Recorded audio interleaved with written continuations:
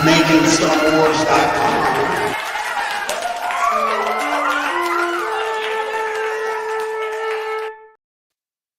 Hello, I'm Jason Ward from MakingStarWars.net. Famous backtracker, glasses wearer, champagne drinker, liver of life, singer of songs. And today I'm joined by my friend Sketchcraft. How's it going, dude? Yeah. Hey man, I just make things up. Yeah, right? Infamous backtracker. No, if you guys remember, I talked about the original ending for Obi-Wan Kenobi and how it was going to go down. And then things changed.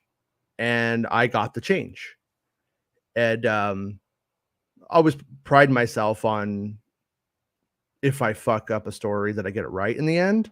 And I was priding myself on the fact that when I fucked up a story, because it was the truth, that's just actually giving additional insight into the making of Star Wars. What? That's crazy, right? The reason that we're here is that we are interested in the making of Star Wars. So anyways, when I did that, when I talked about the original ending, that was what they were saying was the ending. And then it changed and stuff gets cut. Like on a certain Reddit forum full of people that say things like, who cares if Jason Ward gets the credit? The spoilers still come to us anyways. You really think that's going to make me keep doing it? Might want to think about that, asshole. That said, sorry about that. It's Talking shit. It's just silly. It's just silly that you do that to me, Rob. Guy, right? It's just fucking. It just. I can't help myself. I get crazy when I'm on those boards, man. I get drunk do. with power. You do. I feel like I'm invincible. I know. You keep fucking having flashbacks to Usenet. Usenet 95. That's what you keep saying, and it's like, no, dude, go back, dude. The war's over, man. The war's. I feel like I'm on Alta Vista. You know what I mean? I just can't. Man, loading, getting on your old Packard Bell, ready to fucking tear some shit up online. But anyways, yeah. And then like a couple of big YouTubers, big in terms of, audience, maybe small downstairs. I don't know. That's for you to decide. But they, said I was backtracking. Here he goes. He's backtracking, trying to tell us one thing and tell us another thing, because they like to point out what they do, like accuse other people of doing what they do to like make themselves seem, I don't know, better. I don't know, but fuck them, because Stuart Beatty came out and confirmed it to the direct, and hats off to the fucking direct for doing a great job of actually asking like questions based off of things that are going around. Oh no, Krampus! Oh, someone say backtracking. It's Star Trekking. No, get out of here, Santa. You're on vacation, Santa. Oh boy, yeah, my bad. You're on vacation this week, Santa. Obi-Wan Kenobi killed off Reva in original script. Exclusive. Obi-Wan Kenobi introduced fans to a new face during its 6th episode run on Disney Plus. Oh, by Nathan Johnson.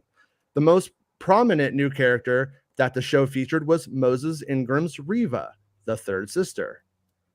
Reva spent the majority of the show tracking down Ewan McGregor's Obi-Wan Kenobi, using Vivian Lyra Blair's Princess Leia to lure him out. Eventually, it was revealed that her hate for the Jedi Master originated during Order 66 when she was just a youngling. The finale saw Reva seeking out Luke Skywalker. But the finale saw Reva seeking out Luke Skywalker, only for the Inquisitor to return the boy back to the hands of Owen and Beru and tell Obi-Wan she didn't want to turn. Okay, I see what they're saying now. It's like, whoa, yeah, for some reason. Yeah. When the fucking show.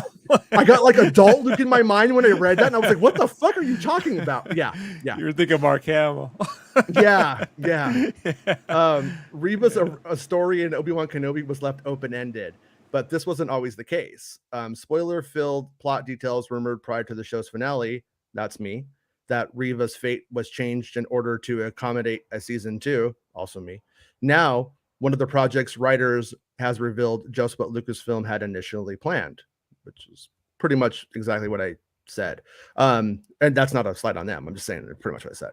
In an exclusive interview with the direct Nathan Johnson, Obi-Wan Kenobi writer Stuart Beattie discussed the original plans for Reva's character's arc in the draft for his Obi-Wan Kenobi film. When asked if Reva was in the early drafts of the movie script, Beattie said, "She was my creation. I created Reva all the way through." And by the way, if you watch the show enough, I did scoop that too on the show. I said that Reva was always a part of this. There was never a bait and switch, motherfuckers. Thanks, Anyways, Beatty. yeah, thank you, Beattie. Thanks, Beatty. Ruining Got, Star Wars. got those beady little eyes on the script. Thanks, Pirates of the Caribbean guy. Yeah, thanks, pirate man. Thanks, pirate dude. He continued by discussing Reva's view of the Jedi as villains and how the character originally had no knowledge of Anakin being Darth Vader. Yeah, except the only little difference in mine was she didn't know Darth Vader was Anakin, because I was like, how'd she know that? All she saw was Anakin as Anakin because he hadn't changed in the suit yet, right? So Anakin killed her friends, put the scar on her, almost killed her, left her for dead, basically. So in her mind, the Jedi Council were the biggest villains in the galaxy. She believed the lies that they were plotting a coup to overtake and get power and all that. That sounds familiar. But they were stopped by the clones. So she basically believed that she was hunting. That's why she's hunting Jedi, because she believed the Jedi are the worst, basically. So Beattie went on to talk about Reva's original fate, with the story ending with her dying at the hands of Vader in order to save Obi-Wan.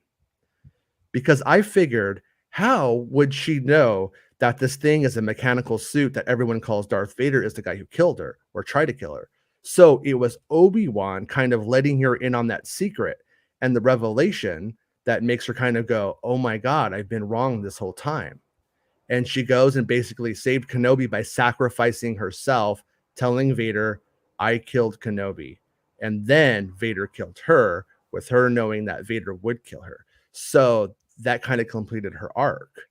So just a little bit different, that she was, yeah, absolutely, the Inquisitor hunting Kenobi all the way through and driven by her own personal demons. So that right there, and like that's the same arc. That's the arc that they were starting with when they started the limited series. Beattie also mentioned that while she thought the third sister had a vital role to play in the story, he felt she had to die.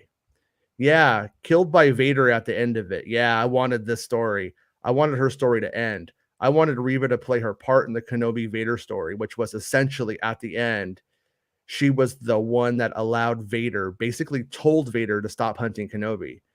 She ended the obsession Vader had with Kenobi. She claimed it was over. It's done. So that was her role to play. And she'd done so many terrible things. I felt she had to die. You can only redeem so much.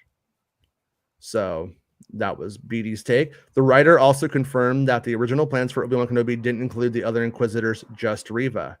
So no other plans to include any other Inquisitors. I knew I wanted Darth Vader, obviously, and the overall villain in the story, and to see him as an antagonist who was going to be more one-on-one with Obi-Wan throughout the show. So Reva really was the result of that. I knew I needed that character. And then Beattie goes on to say, Beattie continued by describing her exploring the fallout of Order 66 helped to inform Reva's character and take her to a place of understanding. And of course, there are so many great characters from the Purge, the Great Purge of the Temple and everything. It was like, okay, let's see what she's doing at the Purge. What if she saw everything that went down? What if Anakin Vader killed her, left her for dead, and sent her on this path? So all that kind of stuff just kind of made sense and allowed me to create a very confused, conflicted, blinded character filled with hate and rage and all the stuff that makes people want to be Sith and Sith acolytes, and takes her to a place of understanding truth, understanding who Obi-Wan is, who Vader really is, and what her path is in the galaxy.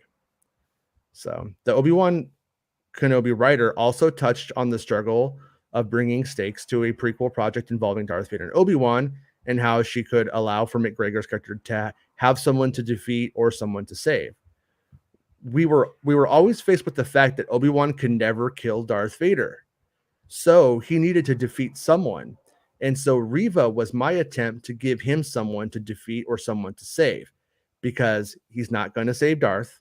The Darth Vader storyline is going to end in a downer. So I wanted to save someone, and that's why I created Reva. Some fans have drawn the comparison between the third sister with the one of the fellow Inquisitors, second sister from Jedi Fallen Order, who had a similar backstory and arc to Reva.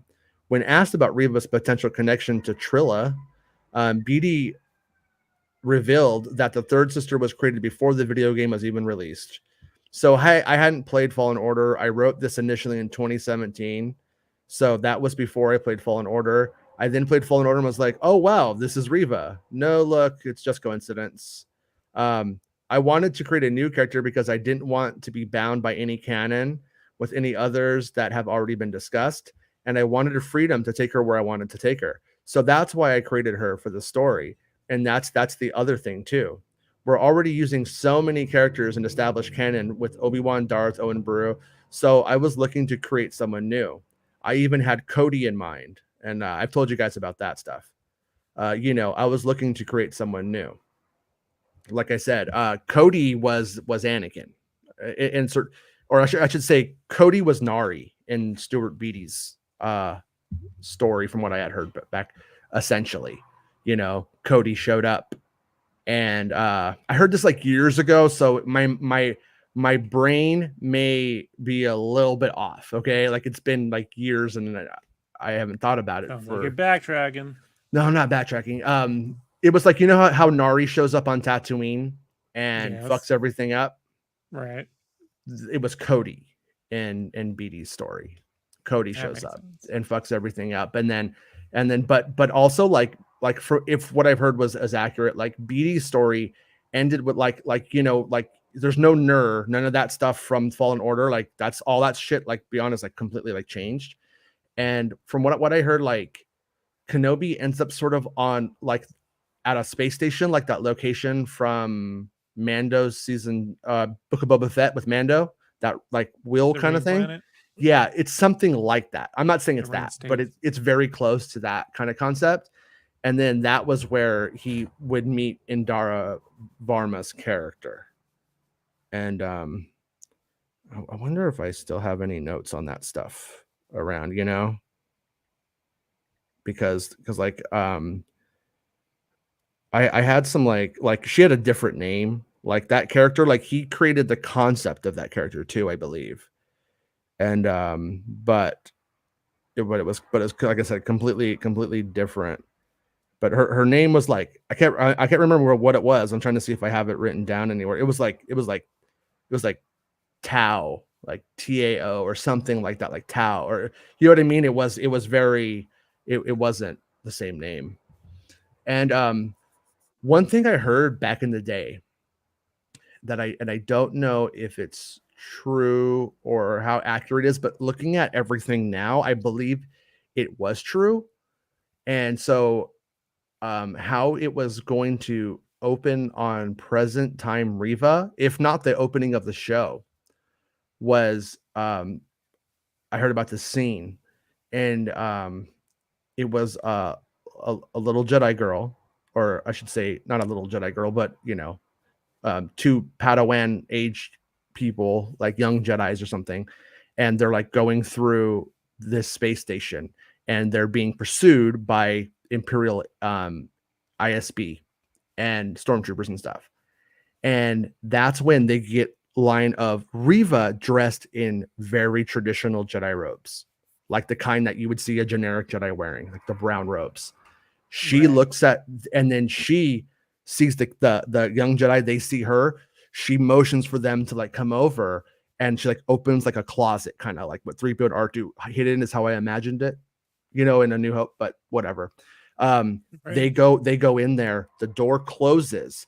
Then we see a lightsaber come through the door, and then the door opens up, and then both of the kids were like Pancho Villa. One saber kills both of them, or the young Jedi, and then Reva steps out as a Jedi and then walks through and then meets up with the Imperials. And you're that's like every That's like every 80s cautionary tale we ever grew up with, Jason. Don't Like, go in don't closets go with strangers. They're going to get you in the closet, and then boom, they murder you. Because the world don't move to the beat of just one drum. Reva's Yeah. gonna get some. She's But gonna cut your head off and leave it for dead. What? Sorry. no. So anyways, like yeah, there. Like I said, there was like a lot of similarities. Like obviously, like everybody contributed to this story. Like I don't think you can give all of the credit to Stewart. I think you give all the credit to Joby, but at the end of the day, like Joby's the one who took it all and put the little bow on it, you know, and so he's the one who kind of like pruned it, tended the garden, if you will, and ultimately becomes like the most responsible for the end result, I think, being the showrunner and the final writer. Yeah. But yeah, so how's everybody in the chat doing today? You know, but anyways, it was nice to hear the original that ending was Stewart's, because it confirms that it was what they were using when they were making the show, and then they clearly went through revisions, and in Reva's there's like obviously like that big change between what Reva knows and how she knows it, and I honestly don't think there's a right answer to it. I mean, you know, I really don't. I think Reva could know that because they're calling him Darth Vader before he's in the suit. And so the fact that Darth Vader leads that, I mean, it all makes sense that she could figure it out. And then also, like I said before, if she's like in that culture, she's investigating everything, like throughout in their final version of the film or the series, I should say. She's been investigating, like she knows who fucking Bail Organa is in relation to Kenobi, because she's been like in archives, like looking at connections, being a detective. So I'm pretty much okay with either take on it in the end. I don't think there was a right answer, but I know some people feel strongly about it. I honestly just don't. Johannes says, I hope they make a second season. They bring back the guy who was originally involved with the film rather than Joby Harold. It's got to say, Johannes, it's all the same, man. It's all the same. And here's the thing is, if they had made the quote original guys thing, you wouldn't have Anakin, you'd have Cody. And then once Cody goes, I'm sorry. You mean Nari? Yeah. Once Cody says, I'm sorry, there's nothing left. Because like I've said before, fans put the emotional baggage between Cody and Kenobi there. It doesn't truly exist. There's nothing on screen. There's nothing to call back to. There's nothing. So whatever they had, they'd have to make up in here and then add it. They'd have to be like showing them having these fun times, but and like this emotional connection. It would be more work than it was worth. So when Joby and Chow said, you know what, let's make this Anakin, and did it that way, I think that was ultimately the better move. Gotta say, not a big fan of Nari in the big picture. The performance by Nari was not so hot. I think it was a setup and shoot, one go, got it, bye. I think that's how it went, because wait, I'm confused. Because you keep saying Anakin and then Nari. I thought so. Cody was Nari. Sorry, or Cody did I say Anakin? You keep saying Anakin. Yeah, that's why I'm like, man, I'm fucking confused, bro. Whoa. So, okay, I apologize. I'm losing my mind. Your brain is moving way too fast, buddy. You slow down. I'm on another planet right now. So Cody was Nari. In essence, yeah. In essence. Gotta be honest. So, and different time as well. Like I heard it was Luke is 4 years old. And Nari did nothing for me, man. Like there's just nothing. There was nothing there. So I guess if you're gonna have something that's nothing there, at least let it be Tamura Morrison's face. I guess, you know, like a clone trooper who turned on him and then was trying to make good. You know what I mean? Like makes more sense than some random new character I don't know who it is who gets killed. You know, like that's kind of the thing. Like if you're not gonna bring much character development to that role, then bring a character who already has some oomph for those who know. I mean, his face, man. It's not that like functionally in the story. Excuse me, for what the story needs, it doesn't need It doesn't. All it needs is this person coming into Kenobi's life, who then brings in danger. Who I puts? get that, but we as the Yeah. audience are supposed to feel something for this dude when we see his feet hanging. And so, like, again, I don't know. I don't think so, man. I think we're supposed bro, to. I you're no supposed no. to feel for You're not, that. no, Like, it no, just no. wasn't You're not sold too supposed. well. I don't. No, I don't. I don't think so, dude. I don't think you're supposed to feel for Nari. I think you're supposed to take. What the fuck did Obi-Wan Kenobi let that happen? I think that's what you're supposed to take from in the final version, because they didn't do any. They Yeah, didn't but do because any I don't work. know who Nari is, I could. It's like, all right, Well, it's just another meaningless death. I mean, if it was something, look, it doesn't matter if it's Cody or one of a billion clone troopers. I mean, we get a Tamora Morrison in this series anyway, just begging for panhandling on the yeah. street. So like, I'm just saying, if the catalyst is actually a clone trooper, it just has more resonance visually speaking than. But then you end up with Uh, I like get having Nari to make it. confused. Hold Mhm. on. I get Nari confused with Haja, man. Like in my mind, I'm like, they're like the same dudes. Like, Really? yeah, because they're kind of, well, bro, it came and went. You know, Mhm. like it's just like these similar 20-something-year-old dudes, you know what I mean, with dark hair that kind of just show up and bug Kenobi. You Mm. know? Like, Like I think the problem you run up against as a writer, if you make it a clone trooper, then it just keeps begging the question, why isn't it like Rex or Cody? But then you also bring them back, like I said, just to kill them very quickly. Like he's like I'm sorry, and then I'm pretty sure.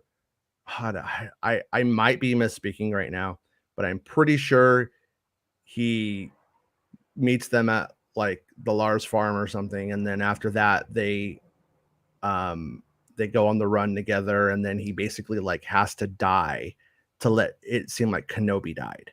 And then Kenobi's on this like space station, and then gets fucking involved with Indira Varma's character. And like I said, I think it was her name was Tao, I think, back then. But anyways, yeah, so it's you end up. So anyways, what I was saying was is that you end up with why not make it Cody? It opens up like a big bag of worms, where you could just instead you could just go and make it Anakin in the bigger picture, and then do all of the brotherhood stuff between no, those no, two guys. That's like the whole like trick, because like functionally, whether it was Cody or it was Nari, the only thing that it functionally served, like I said, was to bring heat down on Tatooine and to make Obi-Wan have to go to leave. And so that's why I don't really that's why like a part of me is like happy that they didn't go with Cody, because I think if they ever do anything with them, they got to put the shit there. Like they have to make it well, into they needed something. something there with Nari anyway. Like, it's when you're I saying don't you're know, doing, like, man. if it was a movie, it's a guy who comes and goes, it's one thing, but it's a TV series, you got the space theoretically to actually Mhm. develop something. So like, then they don't. So weird, man. This is the weird not a movie I've ever seen, bro. You Well, understand what I mean? It's it's not a TV series. It's but not a it's movie. It's I somewhere know, in between. but it's Like, it's a character piece, all in all, that goes deep into the characters that it does have. And that one dude had a function. So like the one guy who has a function, we're like, oh, it should have had more character. It would have just been boring. It would have just bogged it down. Like at the end of the day, I mean, like it could have been a rabbit. They could have been chasing a rabbit. You know what I mean? Like that's just all that it was supposed to be.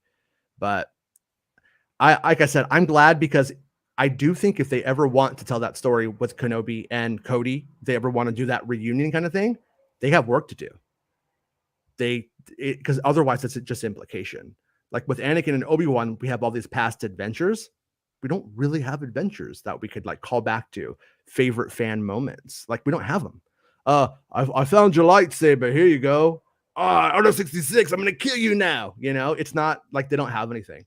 So, anyways, let's see though. I hope they make a second season though, because I do think that yet all of the stuff that like he has, like the trilogy concept that BD had, I think that stuff is still really valid. I hope they still use that as an outline, and it would be cool if they brought all of the writers together who were involved in this and sort of made a Kenobi writers room based off of the people who made the first one together. I think they would have a better result, but maybe not. Maybe they don't work well together. Maybe they fight. I don't know. I'm saying, man, creating forgetful characters because ultimately something doesn't matter means you cut the character out of your script.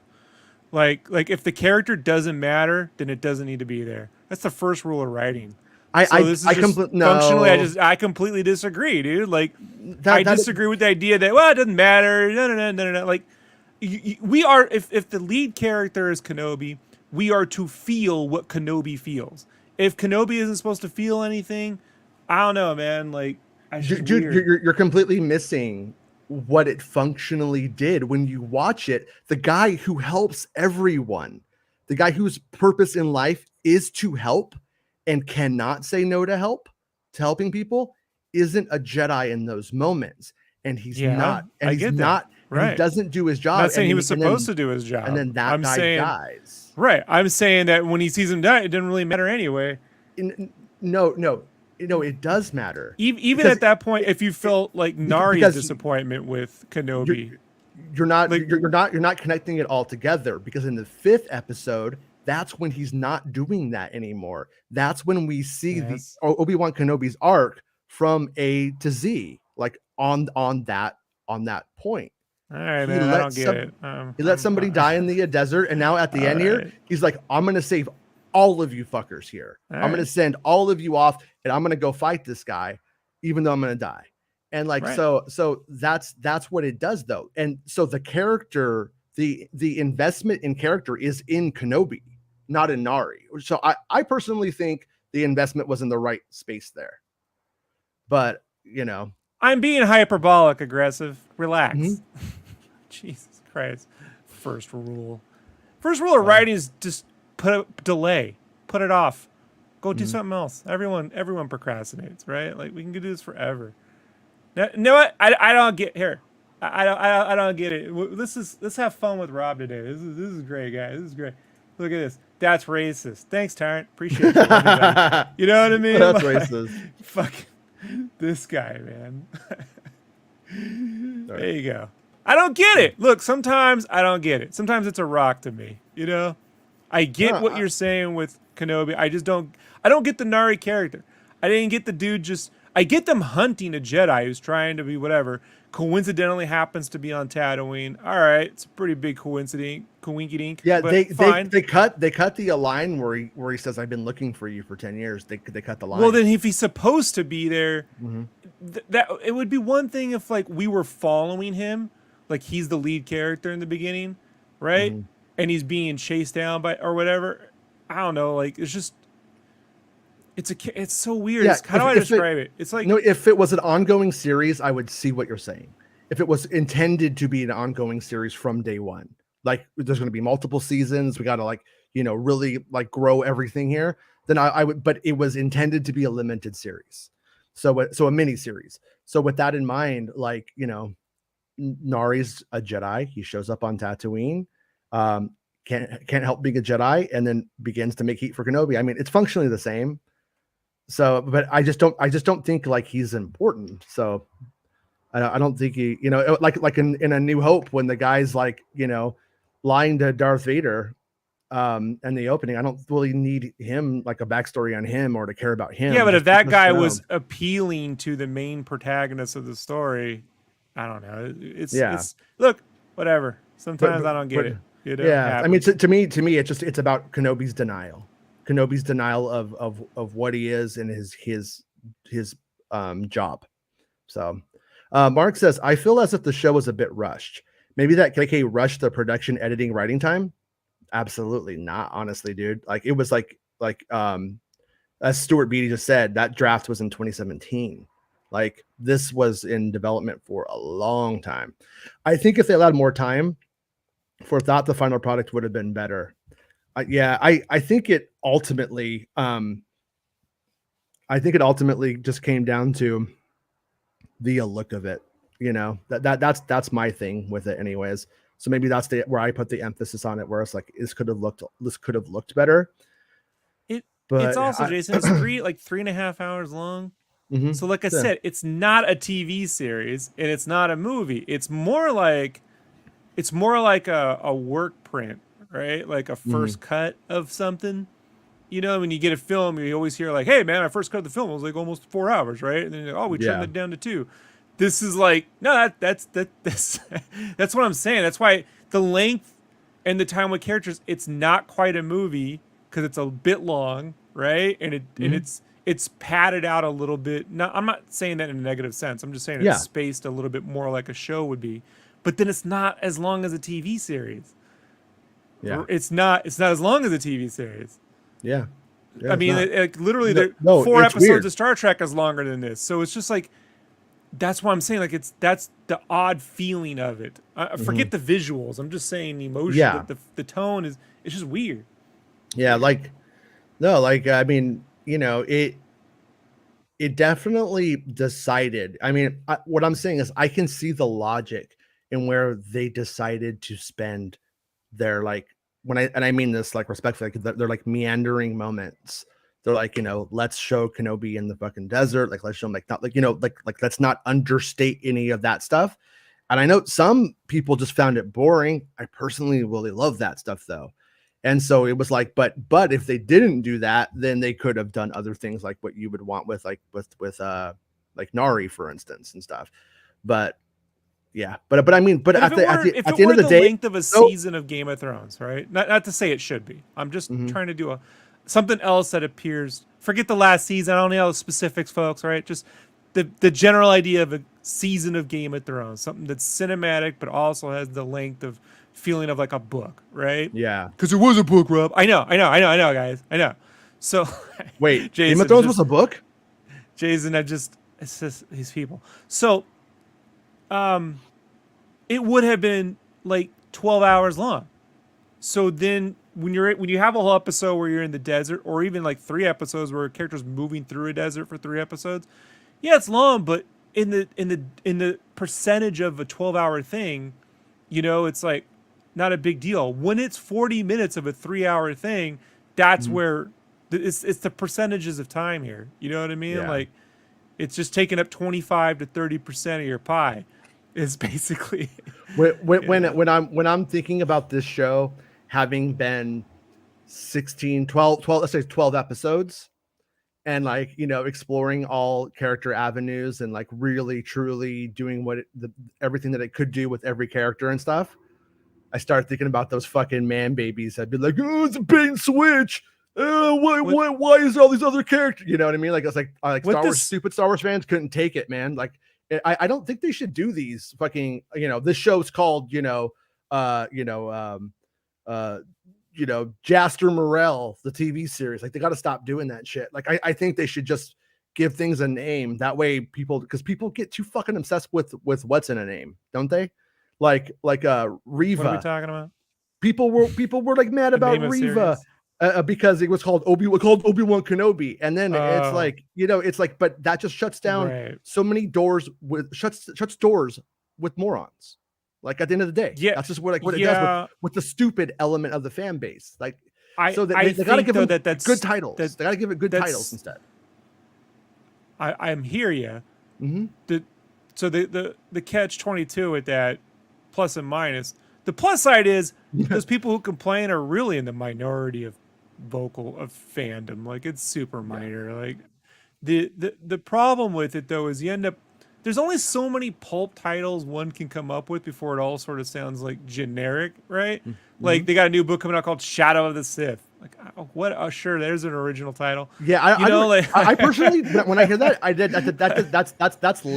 that sounds lazy to me. That's lazy pulp. right.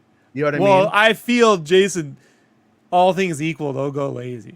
You Mm-hmm. know, like they just want people to know what the main character is. It's got Kenobi in it, so we're calling Right. it Kenobi. You No, know, 100%. oh, I That's get it. Like yeah. if it were a movie, then they gotta try a little harder. I think because Solo didn't work. I was laughing at the concept of the original movie was called Kenobi: A Star Wars Story. Like Right. that's what it was called. And if it was supposed to be a trilogy, how would they have how would they have moved forward title wise with that? Kenobi 2 a Star Wars story, Kenobi 3 a Star Wars story, like what, how Obi-2 would, Kenobi, and then yeah, like, Obi-3 Kenobi. right, That's like, come on, Jason, it's not hard. oh, they went with like the old ID4 style like thing where they use like a number and they're like, yeah, it's shorthand, dude. It's like fucking people love KFC. Second rule of writing is you argue with your fan base, Jason. Don't you know this? Don't you know this? You would trick them and confuse them. Yes. No, but anyways, the at the end of the day, Mark, I think that the fact that it's a television series, not a film, is the big disconnect here. And I think most fans would agree that if it had been a very long film set on for Disney Plus, and it was like a Disney Plus film, I think that it would maybe be taken a little bit differently. You'd still have people who were confusing it with like it being like a real Star Wars film. And so when I say real, I mean not like a TV film, but I do think that we would be able to like tell the difference. And that seems to be the big disconnect here, because as much as I want this to be a film, it's not. It's not. It doesn't look like the films. It's not the films. And I'll be honest with you, I don't think Mando looks like the films either. So I'm not justifying it not looking better. I want it all to look better. But at the end of the problem day, is when you sort of sell it like episode 3.5. Yep. That's the whole thing, right? Like there's just this, I feel like this has nothing to do, what I'm going to say now has nothing to do with Joby Harold or Deborah Chow. This is a Lucasfilm thing. So I'm looking at Kathleen Kennedy in this case, Michelle Rejuan, right, at the very least, and then all the other bean counters. Someone over there was like, wanted a movie and someone wanted a TV series. So then we got this TV miniseries, this movie miniseries, you know what I mean? Like where it's going to be like, it's going to take place like a movie, but it's all going to give you a little bit more. It's going to give you more than a movie, but you know what I mean? Like more like a TV series, but not, and it's just this weird, in theory, that all sounds great. The reality is it's not edited with the punchiness of a Star Wars film, right? Like, bam, bam, we're trucking along, bam, bam, faster, more intense. It slows down. And you go, well, the slowdown's cool because Kenobi's depressed. Except when there's like, you know, whole moments where you're like, it's not, I don't know if this is like, how long are you going to keep this one up? You know, like it's just this meandering through stuff that it just, I don't know, it's just a weird, it's a learning thing. I feel they got to like figure out on their end what they think worked and didn't work with that, you know? Yeah. I just don't see them ever doing a movie, quote unquote, on Disney Plus, because I believe they feel it will cut into whatever theatrical release they do. And they are doing one, which is a droid story, but we'll see what that is, how it feels, you know what I mean? Like I don't want to put too much on a droid story's shoulders. It may be completely unimportant and a complete throwaway fucking piece of shit. Like I have no idea. We don't know anything about it, and they didn't even show us anything at Celebration for it. So no idea what to expect from that one, you know, but right. That might be, and I'm with you. I think what was going on, because they would start to go into production on the Obi-Wan Kenobi series like at Pinewood, and then they would stop. They would cut it off and stuff like that. I think what they did was, I think they looked at it and they said, we can do this on Disney Plus, because the scope of the film wasn't big. It wasn't big. There was no, and by the way, there was no like, what's that guy's name? Ashard Harat or whatever the fuck that shit is. I don't think any of that shit was in there. Excuse me. That was like a thing, like a rumor. Never heard any of that shit. That doesn't even like really track with what I heard the Stuart Beatty story was. So anyways, though, they figured out this is a pretty small scale Star Wars film. This isn't. And by the way, my writing comment was based on screenwriting, folks. Sorry, not novels. You can put a million fucking characters that don't matter. That are specifically Game of Thrones book 4 on forward that don't matter, and you can make whole chapters out of it. But in a screenplay, you just don't have characters that don't matter. Like in major motion picture screenwriting, it's just, you just don't do it. Let alone in Star Wars, you just, It just doesn't I, really I gotta happen. be honest though. Like when I look at Nari, dude, Nari doesn't matter because the performance sucks. The Nari shit should have been reshot and Sure, recast. and the At the way end of and the it was day, edited weird too. you know, Like I that's the weird thing where you were like, he's only available. I'm like, is he? It's not like they conjured Burt Reynolds up from the dead, and this we only got like three hours of Burt Reynolds corporeal form, so we got to get this going. You know what I mean? Like this is a yeah, guy who like you ain't available now. You'll come back later at Star Wars. You gotta you could throw a rock down the street in LA and hit anyone who wants to be in a Star Wars thing, you know, and sure, chances are they can act too. So like like they yeah. know plenty of people who could come in there and not put I don't know, like it's just so weird some of those decisions, but The you other thing know, too on the original draft that I'm not sure about, like I don't know, like Reva was functionally an Inquisitor, but I don't know if Reva was actually an Inquisitor yet. this you know Like, what this reminds me of? The mhm, Stuart Beatty thing. So I went to a Q&A with Jeff Goldsmith in 2001, right? No. Sorry, 2009 or 10, or somewhere around there. Anyways, it was after The Watchmen came out, right? And it was a screening of The Watchmen, and they had David Hayter on there, the voice of Solid Snake, and yeah, he got the writing credit on the first X-Men film, and he did the original writing and development on Watchmen. Like he took that on his own to produce it and the whole thing. And then they had the screenwriter that Zack Snyder hired to do the final rewrite. And that's a lively conversation between the guy who started the whole thing and the yeah, guy who finished it. You yeah, know, like, and this beat mhm, what Beatty's talking about compared to what Joby and them turned out at the end. This reminds me of there was a strong disconnect between a lot of similarities, a lot of differences. Like the thing in the movie where Doctor Manhattan, there's no squid in Doctor Manhattan. Like there was there was a thing originally David Hayter did where Doctor Manhattan said, "I am going to do all this. who the You fuck can't is do Doctor anything about it." Manhattan? Right. But they Sorry. changed it, and man, the dude just took personal offense. You can hear it if you go listen to the Watchmen Q&A. I think it was Yeah, called not the Q&A. It was called like something else at the time. But Jeff Goldblum. It was really fascinating though to hear, though, just someone who had been writing it for 4 or 5 years. It goes out, you know what I mean, and then 3 years later it becomes a movie, but they changed it, and so that's yeah. what this sounds like. Darren, I wanted to talk about this point that Darren is making.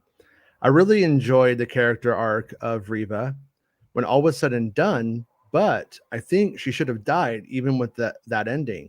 Nobody in the galaxy is supposed to know about Luke being okay. So like that, let stop there. The thing about it is that if they do more, then that still could happen. That's the thing to remember is that when they if they continue on, all of these things can still happen. It just didn't happen in those 6 episodes. So at the end of the day, they can give another, do another 6 episodes, and then still use Reva and still do stuff with her story and still tell something there, but still have her die with the secret. I mean, I think it's safe to say since we don't see Reva showing up anywhere else after the story in any of the big events, she's not a big player in any of the big events, and she probably dies. So I don't expect her to live forever or anything like that, and I'm not expecting to see, you know, old lady Reva with Luke Skywalker at his Jedi temple down the road, or anything like that. So I think that's kind of important to remember. And like, it's going to be more annoying to me if they don't do anything with her. They just leave her out there existing, and then she lived. You know what I That's mean? such a Lucasfilm thing to do too. You know Oh, what I mean? Darth Like Maul at the end of not kill Solo, it them, happened. Yeah, it yeah, could not happen. kill them, and then also not use them. Like just Yeah, the non-committal thing. That's what I was trying to get at. I think with the conversation about like it not being a movie, not being a TV series, quite. It's the non-committal part of Lucasfilm that seems to be consistent sometimes. Like they want to kind of have it both ways, but not really take a movement on something. It's just not all the Well, time, but more often than not, like more than I've seen any other studio just really just sort of make like we're doing this, not doing this, and then I don't look if in 3 years nothing happens with Reva, then I'll come back and be like, fucking that's again with that. Like that is yeah. weird. Oh yeah. No. If they don't do anything with her, then yeah, big mistake. Johanna says, I still can't get over how cinematic Andor looks though. Do you think it has the highest budget for the Disney Plus shows? I think it. Well, I don't know. Nobody knows the budgets of these shows. Like there's stuff going around Twitter, like giving figures for Kenobi and shit. And last night, me and James dug into it. Me and James were like fucking digging, trying to, Oh and yeah. it's all pulled out of people's asses. Nobody knows a fucking thing. It's a big citing, citing Mark, citing Darren, citing, and as you keep following the lineage of who's citing who, it fucking ends with the guy on Twitter just making something up. Or you know what I mean? Like that's the first my thread bad, of it. Jason. That You was did it me. again, you piece of shit. Did it again. That's what But, hey, folks, I gotta bring something to the show. You don't like my opinions, my rumors, you're gonna get those. but anyways, county but here's the thing though. Here is I think a true anxiety I have about Andor that I hope is not well founded, but I think everybody should brace for. What are you gonna do when Andor looks more cinematic than Kenobi and then looks like Kenobi and then plays like a TV show? Because that very well may be what we're getting. We haven't really seen shit from it. Like what we got in that trailer was clearly like the cherry picked beautiful stuff, and Andor's basically not in it in most of it. It's like, but I do really do think it's going to look a hell of a lot better than Kenobi did. I do think it is, and I mean at the end of the day, it's because it was done with Pinewood using a lot of the same crew who worked on the films, using the same locations from the films, and I think it just elevates the general production in doing so, and it's not as volume centric. I don't even really know if they ended up even using any volume work in it. I'm not sure, and so it's going to look better, I think. But I don't want the volume to get the everyone's like, oh, the volume sucks now. Like, oh, we all loved it up until like, half like the volume had nothing to do with Jabba's palace looking untextured and empty. I think it did. I think it did, man. You want to know why I think it did? Because when you make fake walls to Jabba's palace, I don't think you could put. I could You don't be think wrong, you could okay? put puppets all over the place? No, that's kind of where that's kind of like I think at that point, like I'm just guessing here. Like what if you All right. put a vase and like a you know what I mean, like on a little shelf there? Does that end up looking flat and really bad because it's not really a true three? And so like when you turn a little bit, you don't get any of that, like I don't know what you call it, where that 3D kind of turn on those little objects sticking out. So I think that might be why it's fucking barren. I could be wrong. I don't know.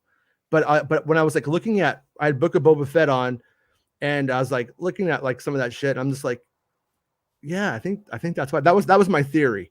So maybe somebody can confirm it for us. Like if that's Maybe what they the should deal just is. only let Greg Fraser work it. Mhm. Yeah. Maybe he's the one guy who knows how to make it work. Like they just got real lucky the first time out. Uh-oh. This pug is calling me a nerd. That's okay. So that's my friend. Team DJI. Hey guys, hope everyone is doing great. Team DJI, we're doing fantastic. We're like so far behind on the chat, it's not even funny. Hello me says fuck you, Rob. Jason rules. No, it says, hey Jason, hey Rob, hey Star Wars fans. And then Nolan. Oh, Nolan, thank you for sending me the article, by the way. Nolan was the one who sent the article. So Nolan says, I don't usually read the direct, but man, what a gold mine this week. I know. And I mean, I don't not read the direct, but they're doing they did a good job with asking the right questions. Which so many times you see people like, just ask dumb questions, So what was it like working on a Star Wars? Hello there, back So from vacation. exciting. Hey Ben, I hope your vacation was good, dude. I hope I didn't miss too much on the Star Wars online discourse. Same old shit, different day. But I had to pinch myself. Uh-oh. Tyrant says, Beatty, baiting and swatching, beating and switching. What the fuck are you all talking? What the fuck are you all Tyrant's talking on about? fire today. First Rob's a racist, and now we're beating and switching. Tyrant's on. Tyrant had an espresso before the Right? show. So. I know. Me too. Dude, this happened. So I went to go get my hair cut last week, Mhm. and my barber had like this amazing espresso. Dude was a little too fired out. I'm like, you need to calm down. Take your time. Like you just get a little hyped up here, buddy. But he was like, he loves the show, by the way. He was like, Oh, hey, barber. He's a normal Star Wars fan, right? Like just casual, Yeah. sort of Star Wars fan. So he really liked Boba Fett, and but he's iffy on this one because he doesn't like the music. He likes all of it but the music. That's his thing. Oh, he's not. If he's criticizing music, he's not casual. You're a hardcore Star Wars fan, Mr. Barber. I am not. By the way, one it's thing like saying I didn't like the music in Jaws too. Like I make you dumb because it. Jaws 2's music is good. I'm kidding. There was an article that I didn't save on accident. I had it open, was going to put it into my little notes for the show, and then browser crashed and lost the stuff. So I never went back and found it, but it was Natalie Holt, the composer, and she was saying there was a time during the production that they didn't know if they were allowed to use the original themes and stuff. So they went forward and acting like they couldn't at first. And then Deborah Chow said, well, either way, like, I don't want to use the Imperial March until the 6th episode. So just throwing it out there, Natalie Holt, if you're mad about any of that stuff, that might tell you who more to be mad at than Natalie Holt. Wasn't necessarily her fault that all the classic themes weren't there, so to speak. Yeah, I'm less concerned with the themes. I just, I don't know. Love her Loki work. Love it. Love. I was gonna say, oh yeah, and I wanted to hit on what he said though, that Dell, gotta disagree with you here, bud, that you could only redeem Darth Vader. I think the point of Star Wars itself is that anybody can be redeemed, that it's never too late to start doing the right thing. And so guessing Dale didn't learn the lesson of Lando Calrissian between Empire Strikes Back and Return of the Jedi. But so it's like, yeah, I think the point is even if I think it's a very hippy dippy idea, but if even Darth Vader can be redeemed, then Reva surely even Han could. Solo is sort of redeemed in the first movie, right? He's the guy who doesn't care, but the guy who cares. Like Qui-Gon can't take a saber to the tummy like a little bitch and dies. You know what I mean? But I think they gotta stop with the tummy stabs, dude. Oh, no, you have laser swords. You're never gonna stop with the tummy stab. You can't. You have two options: tummy stab or cutting off an arm. Like that's it. Like you're cutting off an arm, a leg, a head, or a tummy stab. I mean, they're like we can't options. Tummy stab no more, and we can't back to tank. These shows are gonna get real fucking dumb. Yeah. This is what makes Star Wars. Yeah, I'm over back to tanks for the rest of my even when I see it in this series, I kind of go, They killed back to tanks in 1 year. Like 1 year. That every Oscars they do that in memoriam. This year they're gonna do the back to tank. Yeah. Well. It was better in Kenobi. If we had seen Kenobi first, it wouldn't have been ruined by Boba Fett. But Johannes says, still though, the greatest moment was the Grand Inquisitor pulled up and said hello. It is funny. I gotta say, I think over time people are going to appreciate the Grand Inquisitor once they get over all of their bullshit cartoon stuff, what he was supposed to look like compared to, because when I watch it now, I love this guy. Like, he's fucking hilarious. I want to watch a supercut of all the Grand Inquisitor moments because he just goes around going, it's funny. So you watched Star Wars Larry episode 1 yet? Oh, is Larry out now? It's out. Yeah. When did it come out? On YouTube. Yeah. Came out today? This morning for YouTube, last night for us Patreons. All right. Episode 1. Yeah. No, I didn't see it. We should cover that tomorrow. I wish somebody had told me about it. No, me and Luke will watch it right after the show because Luke loves oral notes. Neil says, anyone else feel like the Qui-Gon moment was too casual? I mean, last time Kenobi saw him, he was dying in his arms. He's never seen a Force ghost before. I think that moment deserved more emotion. That was the thing, was that it the way it played was weird because they cut the voiceover of Qui-Gon during the fight. The voiceover during the fight was like, oh shit, like he's, I could hear him now. I've made contact. I'm there now. And then the full actualization of Obi-Wan by the end of the story, now he could see him, and it is casual, and it is meant to be like, we got work to do. I've always been with you. What took you so long? Kind of thing, and it was like, okay, like that. I think in the context upon the design, it was better. I do think that it, with having removed all of that and gone for a super cut of everything you had seen in the series to remind everybody about the twins and how Darth Vader was playing upon him, I like the idea, but I just don't think it was as good. And on paper, if you will. I mean, because I didn't see the original one, and I so I'm just like judging them. Like if I had just seen, here's what happens and here's what happens, first version, second version, I'd have been like, both are structurally good. That's what I would have thought. Like this, the twins one probably thematically plays back in better, but then I would have thought, now you need to rewrite the end with Qui-Gon. But I think they had already done it all and then went for the edit version, and the Qui-Gon moment stood. I still like it. I don't mind it, but he does play a little bit like an asshole. Like Kenobi's gone through all this stuff, and he's just like, "What took you so long, man?" Like, "Oh, you've been suffering. I've been cool. I've been cool." I'm a big fan of Ewan's performance in this whole series, except for that moment where he goes, "Master Qui-Gon, what are you doing here?" And you're like, "All right, time out." Right, like Zach from Saved by the Bell. Maybe want to take a second take on that one, buddy. Some a little less ironic. There's a weird consistency between the ending of Book of Boba Fett, where they all like did that Full House hug, at the end, and like that with the camera, and this one where he walks away with Qui-Gon, and it's like, oh, it's like, all right, little more twin. I hate to use the twin sons because that's been played out as much as the Bacta tanks, but a little bit more of that tone and a little less of the Full House ending. Oh, I'm gonna tell them the good news. Are you gonna wait for me though if I tell you? Star Wars Larry's out. Yeah, I saw that. I saw the See his face? I saw the scene for it the first episode. Yeah, so we'll watch it after the show, okay? Okay. Yeah. Oh, you want to put your foot on my charger, Penny, right here? Otherwise, you got to wait until I'm done. Okay. All right. So everybody's good. Okay.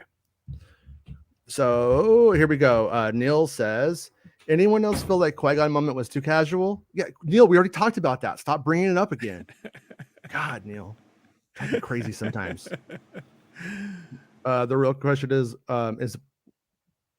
wait, Greg asked, the real question is, were BD's true original plans for Wade? Right? Yeah. Well, at the end, it turns out Wade was actually Kenobi's brother, and he lived. Nolan says, so Cody came to Kenobi for help in the original draft, or was he a villain that found Kenobi? Maybe they're saving Cody for season 2. Nolan, to the best of my knowledge, he was Nari. He was looking for Kenobi, or he was looking for Kenobi and then found him, or he came across Kenobi and was like, dude, and it was like, I'm so sorry. I don't know.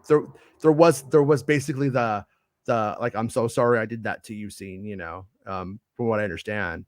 And then, like I said, though, but then he ends up like dying and like on a spaceship. And I heard some other wild shit, like as I said, like Luke was 4 years old, so they were like going way back. But when you hear that Stuart Beatty wanted to do a trilogy, or they wanted to do a trilogy, makes sense why they started with Luke being 4. Because as each movie would be made, the kids would eventually become about the right age that they would be using. I think maybe that's the idea. Old Aria says, as much as I love seeing facial expressions, Reva would have been cooler if she wore a sick helmet like a second sister. I got to be honest with you. I think Reva would be a cooler looking character if she did have the helmet, but I think the performance would ultimately have been lost, and we would have had scenes of her taking the helmet off to make emotions, and it would have been poorly handled on the show. That's Well, I think the way to do it, if I were to spitball an idea, would Mhm. be is that opening scene, you see it play all the way out to the point where, all the kids are murdered, Reva's alive, blah, blah, blah. But when we see a Reva initially, she's got the helmet on. When she kills the Inquisitor, she becomes Inquisitor, and then the helmet comes off. You know what I mean? Yeah. And then we realize it's her. Or you all kind of know, but that's like the thing. Yeah. And then she What never has to put it back on for the last part of the series because she never goes I, back to that. I would have had her be the little kid in the opening, and then I would have had the Inquisitors land on Tatooine with her with the helmet on, so that way it's not as obvious it's the same person. But then, like towards the Right. back end of episode 2, I probably would have had That, Kenobi break the but helmet. that's when she kills the Inquisitor. Mm-hmm. Yeah, Is the episode 2. So yeah, except yeah. he's At gonna the end. break Vader's helmet. It can't. His move Yeah, can't no. be breaking helmets because then that'll become a fucking meme. Dude, this new Star Wars, dude, it's fucking cool, dude. Kenobi's fucking busting heads, dude, like left and right, dude. Yeah. Like You don't everybody. cut the head off. You just bust the helmet. Hey, what's that thing that like football players get that makes them real stupid in the head? What is it, like CT? Like he's giving like Joe Rogan? 4 CT to everybody, dude. Do you watch the Joe Rogan? What? Oh, CT. Yeah, CRT. No, we don't like that. No CRT. Oh, yeah. CRT TVs. They weren't as good as my 4K, man.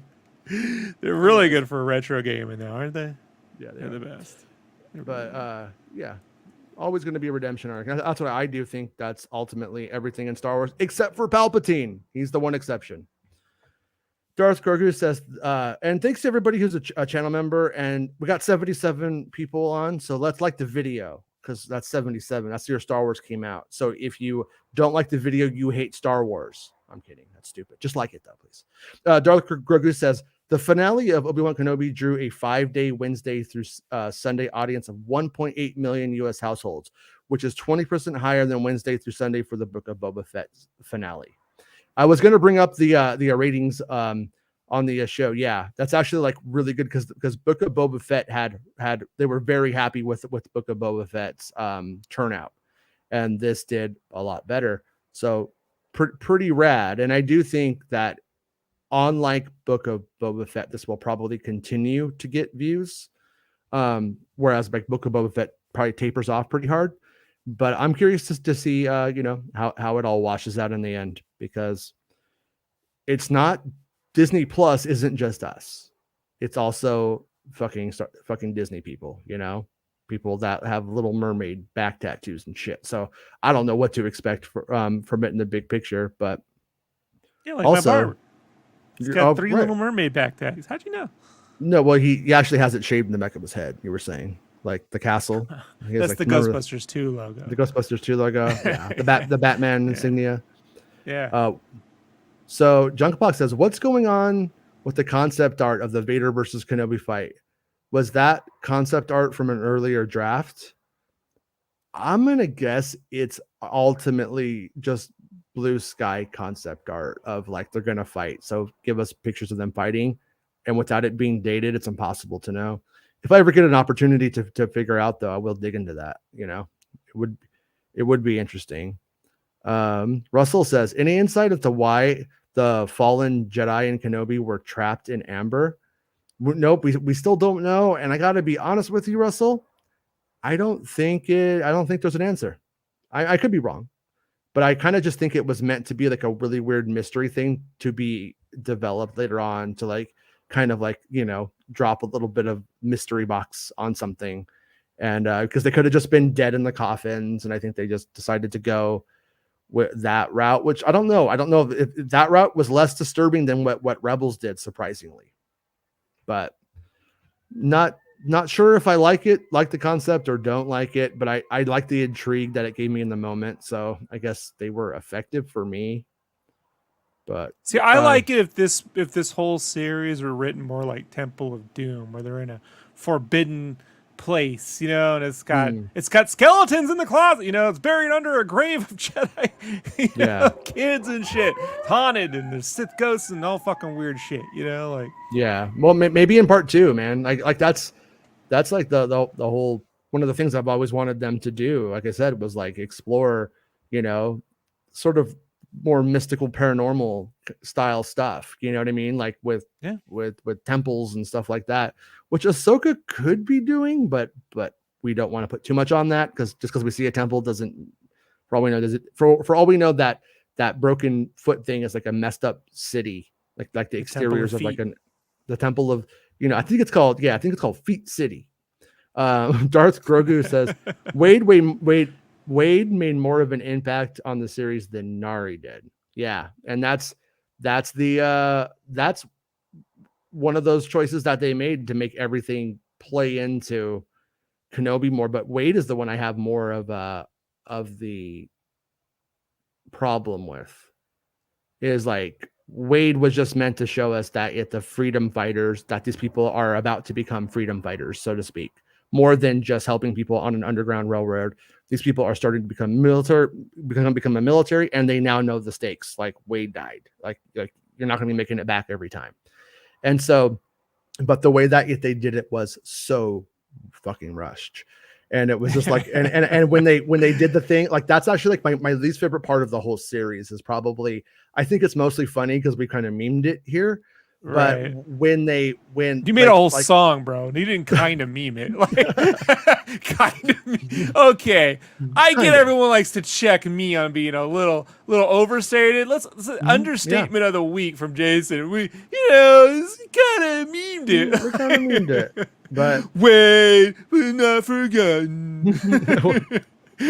but no, he yeah, just like I don't like it when something tries to force me to feel like emotions in the moment. Like I really think that they should have played that in the background. They did like the shot did a parallel. It was like here's Kenobi and Leia and they're feeling what they're feeling, and then like here's the partisans and they're feeling what they're feeling, you know. And it was like, okay, but really it should have been like Kenobi's here and they're back there, and you see like them being consoled in the background just to like kind of checkbox it a little bit, and so you got the idea if you cared. Right.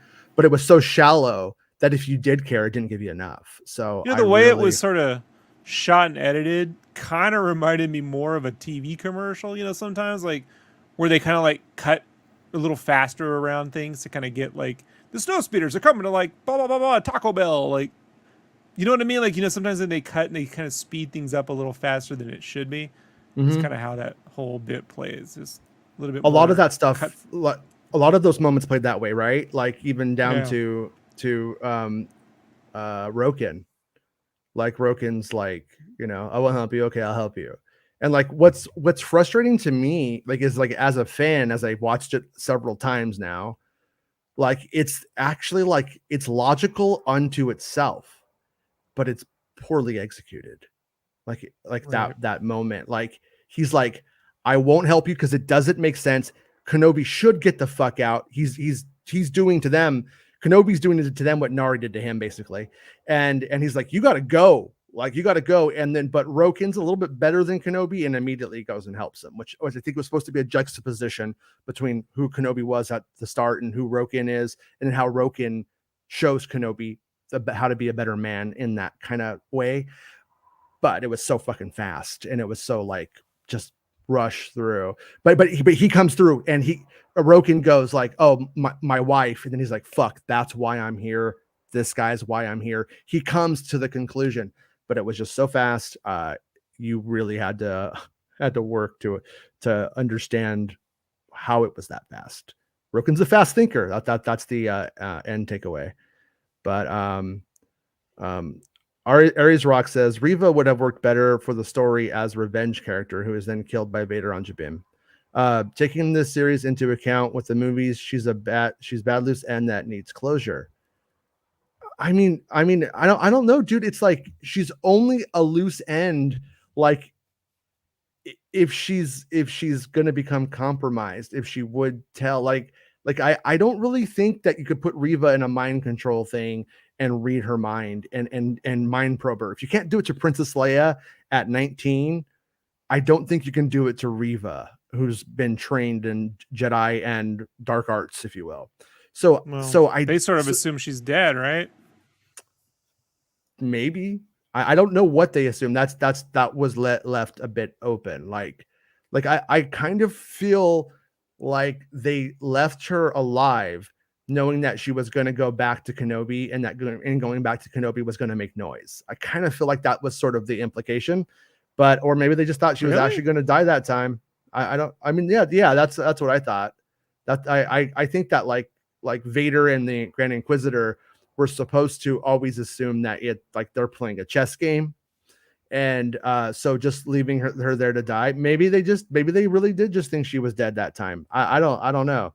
I mean, and that's I think a fair thing to criticize. It doesn't bother me because I think it was just the story. The story needs to do stuff, and I was like, okay, But anyways, Reva being a loose end, Reva literally is there with Luke Skywalker and doesn't hurt him. She can't hurt him. She won't. She's not that person. She's come to the realization that she is more Jedi than evil Darksider, and she doesn't hurt kids. Like, she won't do it. And that's a big moment. And Kenobi's problem throughout the series is he has no faith in humanity, if you will. And like, he doesn't trust Haja, and he doesn't believe in Haja, even after Haja has helped him. And then he fucks up the whole thing and ends up fighting Vader for the first time because he didn't just stay where Haja told him, so Tala could get him and put him on the path. It would have been one and done right then. Boom, right home to Alderaan for her. But he fucked it up. So at the end of the day, the biggest like investment in faith in somebody is he has the conversation with Reva. He sees, I mean, she's like in tears. She's clearly transformed by the end of the story. And so he puts the faith in her. And if you treat her like a mob movie and a loose end, I think we're missing the point of the story, personally. But it's not a tomb. It's like The Godfather. It's like The Godfather. So yeah, the very next day we have Kenobi go into Boba Fett. He's like, I need you to wrap something up for me.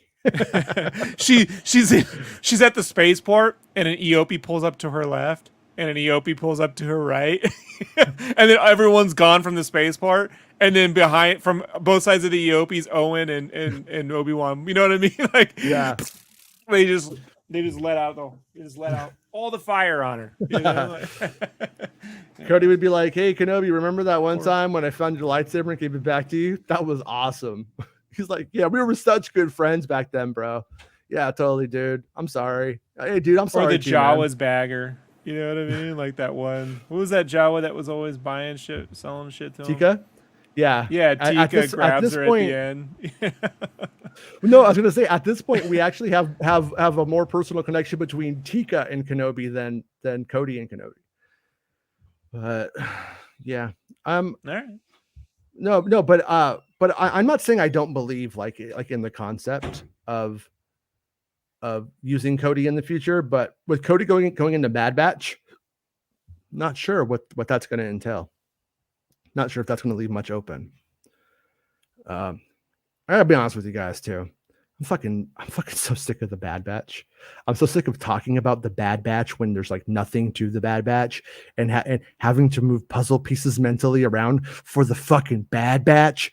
It's like, do something, Bad Batch, and just come out so we could see if you matter or not. Because I keep feeling like Bad Batch doesn't matter. I was like, that's where I'm hoping when I see more to it. I like it up when the series comes out. I'm like engrossed in it, but I'm like right now, I'm kind of annoyed with the Bad Batch. Now you know where I was last summer, Jason. You're slowly coming around. No, you don't get to sit a seat at the table because you didn't really watch it. No.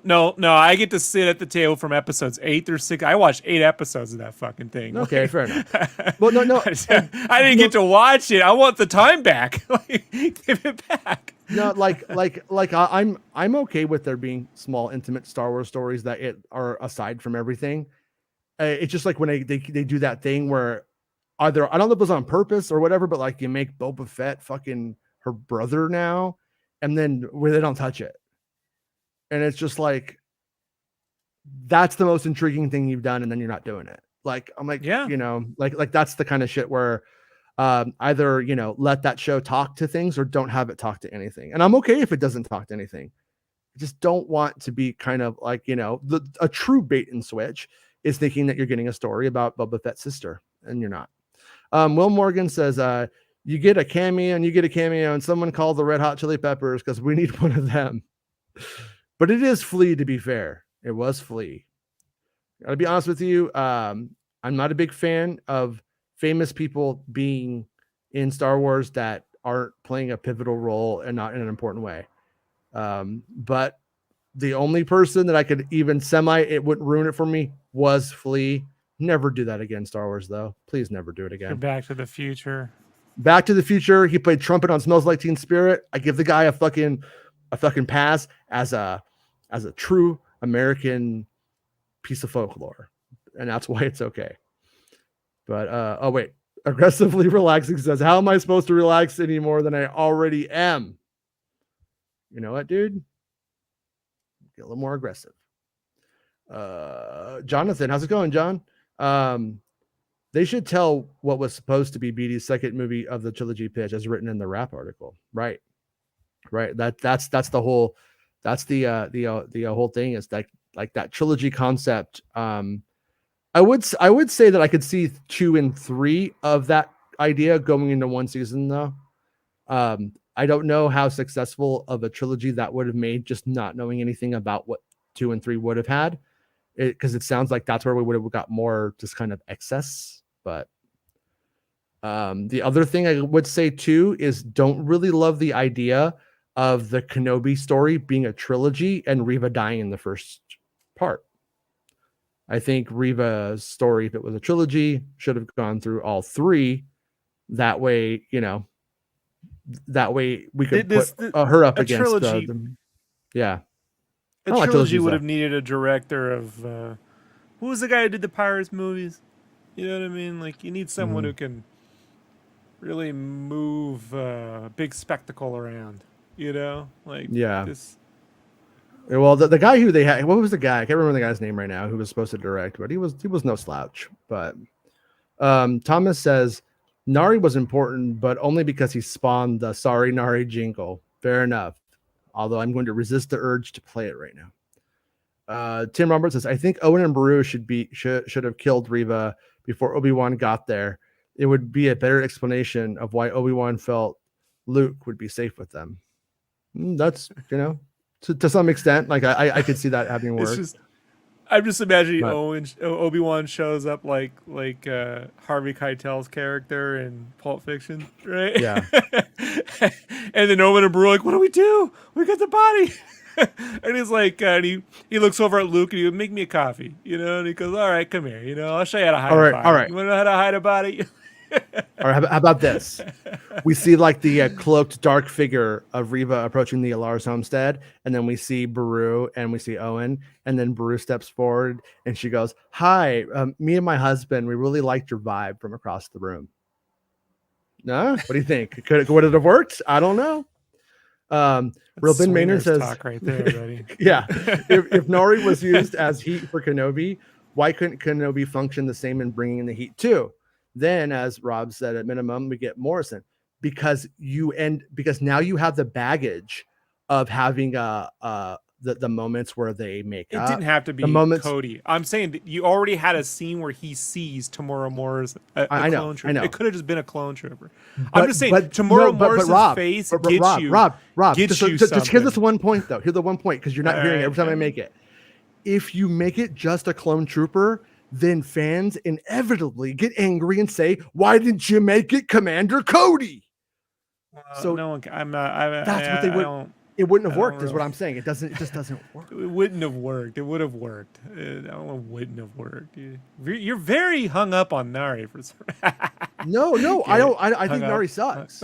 I just all I'm saying is like Nari's. It's functionally like the white rabbit concept. Like I said, a little rabbit that comes in and brings the wolves. I mean, that's what it was going to be either way. When you make it Cody and a clone, you end up having fan story baggage that has no merit and no weight that you now have to Look. like give it to. Oh, hey, Jason, I George. don't know if you're aware of this. Side note: originally Jackson was going to be white. He was Really? Oh, yeah, the white yeah, rabbit. yeah. Well, that was Yeah, I added that. Yeah, I like that. I like that idea a yeah. lot. That's what I thought. That's why. That's why I didn't put him in the movies because they made him green.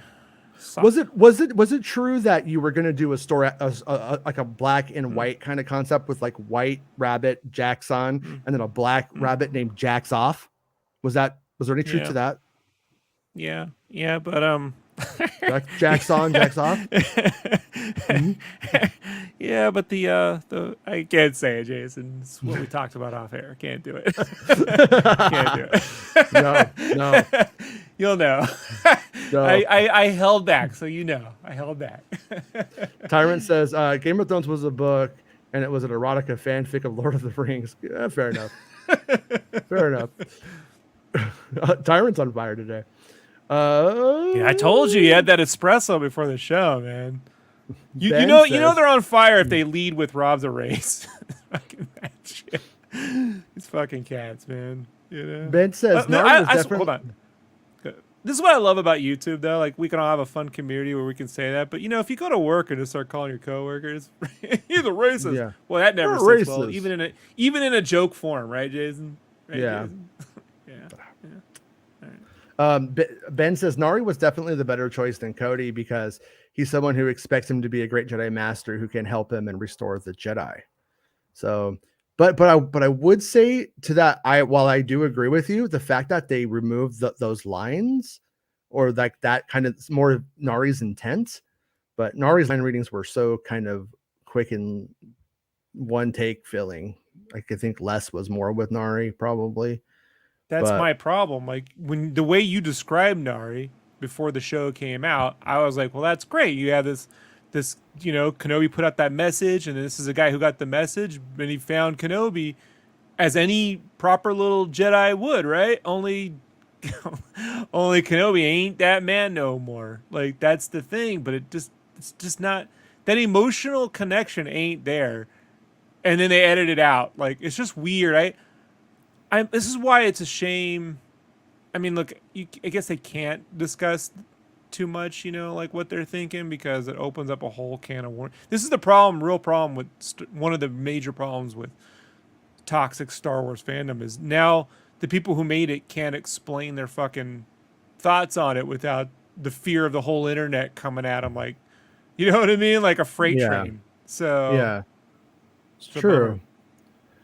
I mean, and the other thing is when you have these prefab arguments, bait and switch, Reva show, and stuff like that, people end up talking about that instead of the actual piece of media as a text. You know, what did it actually say? What was it actually doing? What was it functionally doing?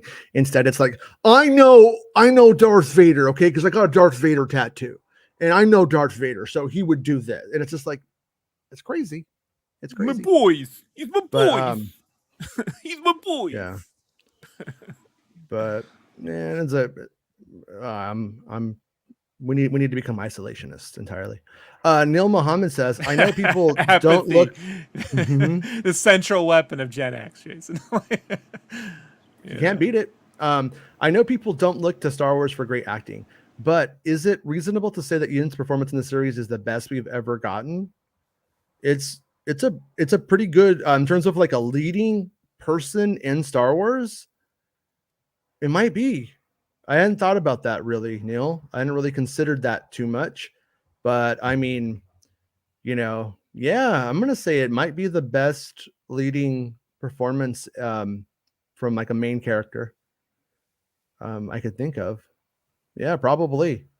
And which I also kind of love because what's the thing that if the prequels get branded with wooden acting. So kind of a cool win in a way to see Ewan McGregor come back and do an Obi-Wan Kenobi series and with the best acting probably we've ever had. Which is also why I think like I don't think Nari would have stuck out in most of the other Star Wars things we've had before, or in a lot of it, but in this one he does. Like we're really picking on Nari today. Nari's really getting it hard. Kenobi Part 2, Nari's Revenge. Nari's an evil spirit. You let me die. I'm gonna get you, Kenobi. Dale says, Star Wars Kenobi's emotional release, Star Wars Kenobi's training, Star Wars Kenobi's return. Oh, when we're talking about what would the titles be? No, but it was a Star Wars story though. It was Kenobi, a Star Wars story. So that's where you have to do Star Wars or Kenobi's training, a Star Wars story. Kenobi's return, a Star Wars story. And it can't be Star Wars Kenobi's return to Star Wars story, because then you're doing Star Wars. So that wouldn't work. The second rule of writing. That's like an hour ago, Jason. I know, but the second rule of writing is there are no rules. What? Griffin says, all of the Nari stuff is disappointing to me because Benny Safdie is such a talented dude. That's the weird part about it, right? Like people love Benny Safdie. And, I thought there was going to be a bit more. Like, at one point, me and Bespin were talking, and Bespin's like, hey, I'm going to go with like the story.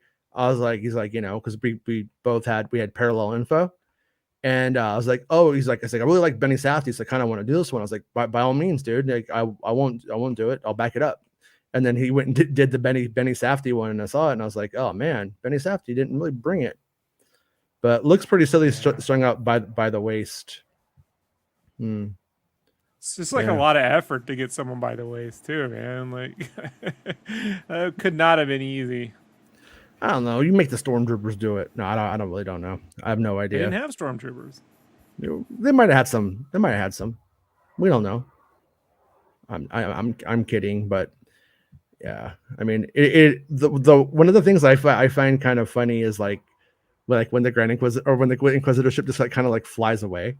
Like you'll just like see it like just a couple of times. Like, I'm kind of like it kind of makes me chuckle. Because it all moves like it's sped up. It has this weird movement that no other Star Wars ship has ever had. It's just a weird. It's weird. It's weird. Yeah. It's just how expedited some of that shit is in the show is what's weird, I think. But people are also like hard on like Roken's ship when it's being chased. That ship is that what's weird about that one, or what's funny about it is it's shot exactly like Empire Strikes Back with the Millennium Falcon, but the difference is that if the ship isn't as dynamic. So in a dumb way, it's like character work for the Millennium Falcon. But I'm like, I don't know if you guys should have done that or not. It doesn't really bother me. It doesn't matter to me. But yeah, this one's supposed to be like a bus, and the Falcon's supposed to be like a small little cruise, little starfighter. Not a starfighter, but like a freighter, right? Like little... So it's just like flying around, like it's kind of getting hit. It's just kind of like evading the lasers as best it can. You know what I mean? And it's not doing any fancy moves, whereas the Falcon's doing like loop-de-loops and shit. So, but yeah, sorry, my chat bugged out on me a little bit, so I'm getting caught up. All right, so Will says, hey, we have a cool actor, let's write a role, versus we have a cool character, let's cast them well. Will, you say? Griffin says, yeah, it was fine. I hit the whatever button. Whatever, Reva. Will Morgan says, whatever, Reva. Whatever, Reva.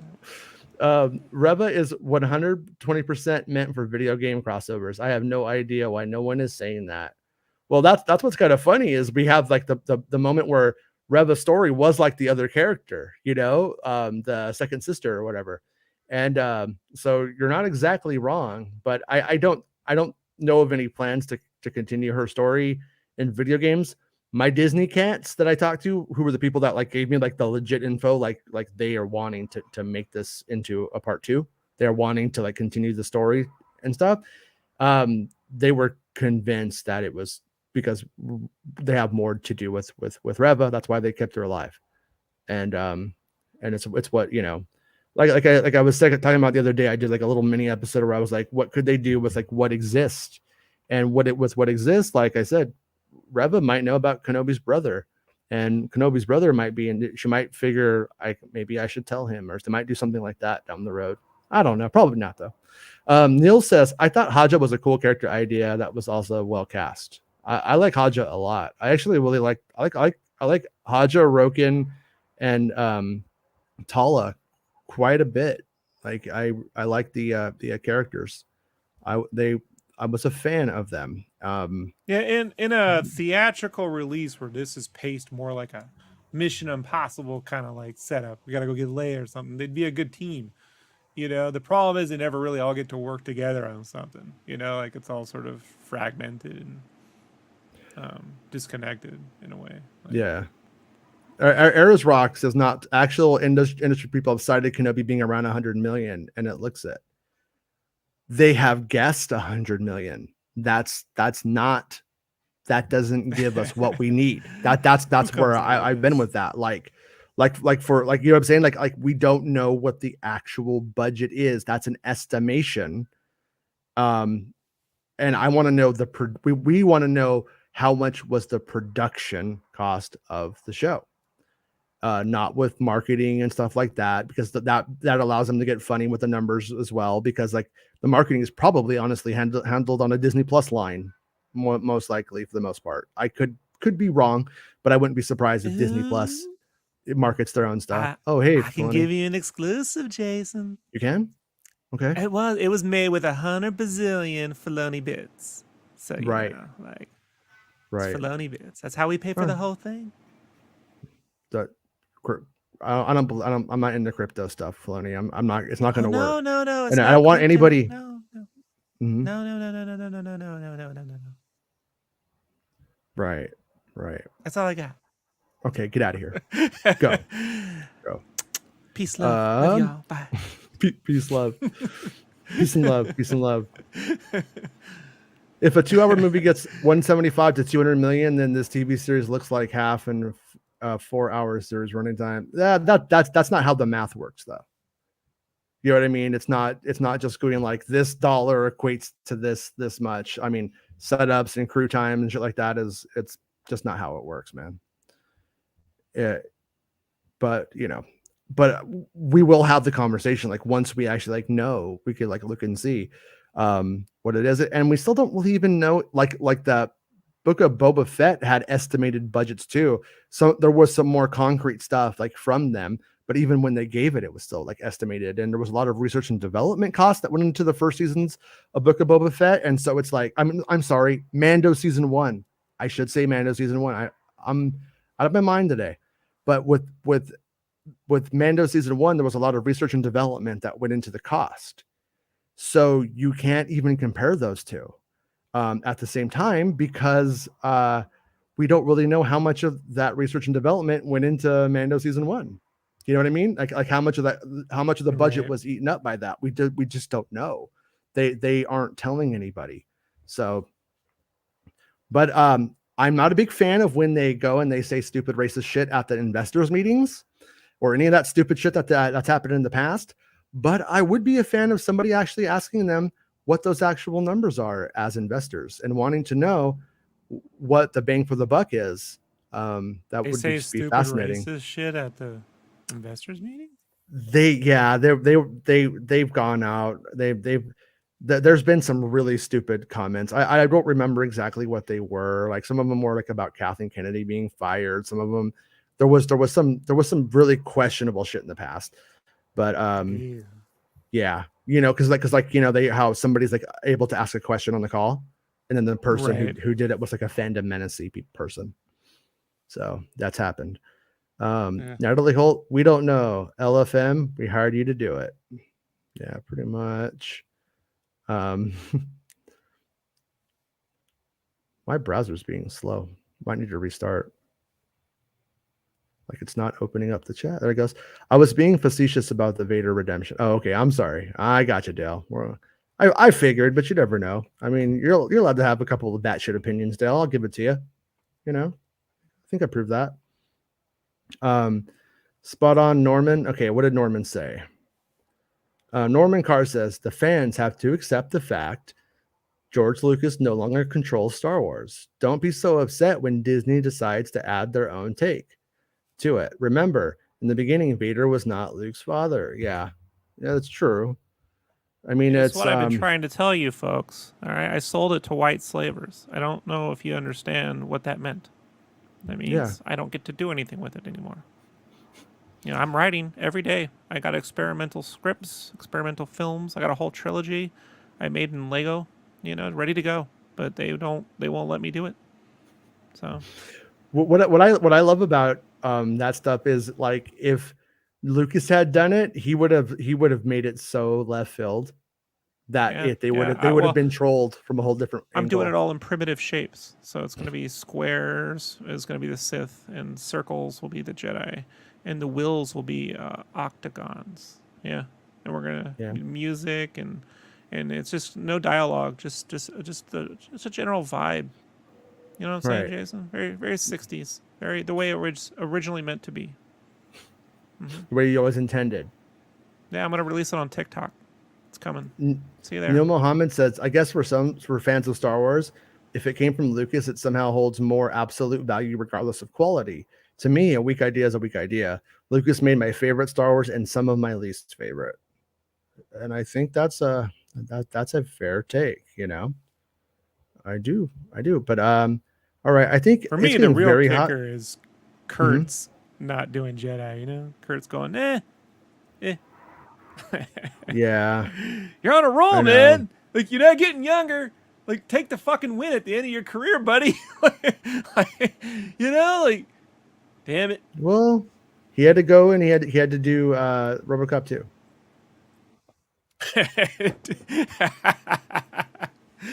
Don't ever bring up Nuke ever again. All right. I'm on it right now. That's why I keep calling everybody Anakin. Eric Den says there was trumpet on Smells Like Teen Spirit. It was a bootleg. It was live. It was like a live performance where he played it with them. But still, it happened. I'll send it to you. Junkbox. I think we'll how much do you have to invest to be on the investor call? I have no idea. I don't know if it's like a certain amount of shares or just every shareholder has the equal ability. But I also don't. I mean, there's lots of shareholders and only a few calls, so it might just be really lucky who gets through. Or you know what I mean? Like it might be random. That might be kind of how they make it fair.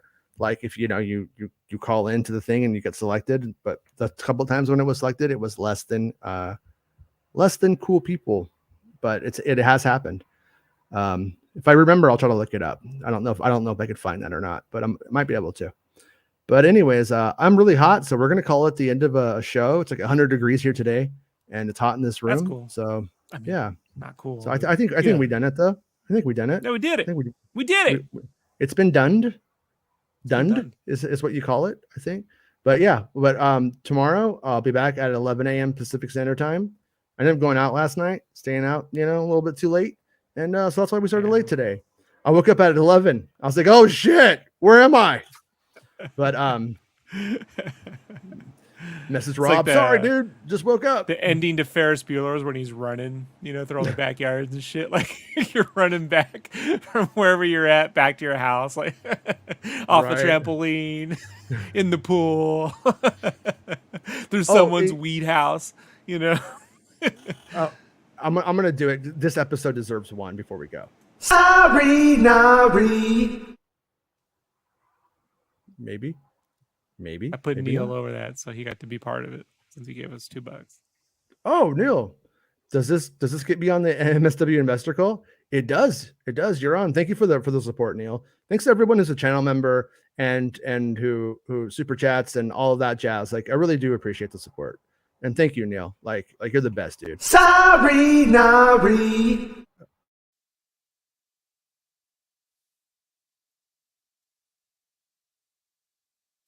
Man, this thing is shitting on me right now. I think it's sorry, Nari. All right, everybody. We're just Joe. We're just gonna end it. Because this is gonna keep doing it. It's just gonna keep doing it. Nothing I can do about it. It's over. Why are you still here? I'm not even seeing videos play. All right, bye everybody. Bye, Rob. Thank you, Neil. Bye. It's the end of the show. Come on, let's go. Hey! It's the end of the show. Come on, let's go. Hey! It's the end of the show. Come on, let's go. Hey! You know you should go. Come on, let's go. It's not about spaceships.